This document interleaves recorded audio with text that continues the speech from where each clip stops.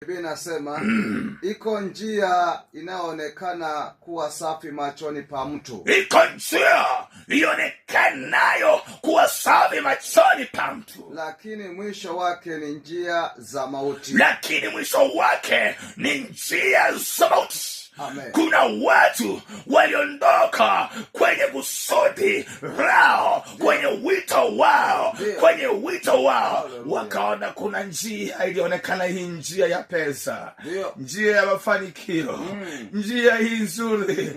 Wakaacha wito wao, wakaacha karama zao, wakaacha vipawa vyao. Walikuwa ni wazee wa kanisa, wakasema mimi naacha uzee wa kanisa. Walikuwa ni waombaji, wakasema naacha uombaji. Walikuwa ni waimbaji, wakasusia kuimba, wakawa busy na dunia, wakawa busy na kutafuta fedha, wakawa busy na mashamba. Leo kuna watu wamepotelea kwenye biashara, leo kuna watu wamepotelea mashambani, wako busy na mambo ya dunia, wako busy na kuhangaika. Leo kuna watu wanaokova kifafa, ikifika kiangazi ndio wanasimama, ikifika masika wanaanguka.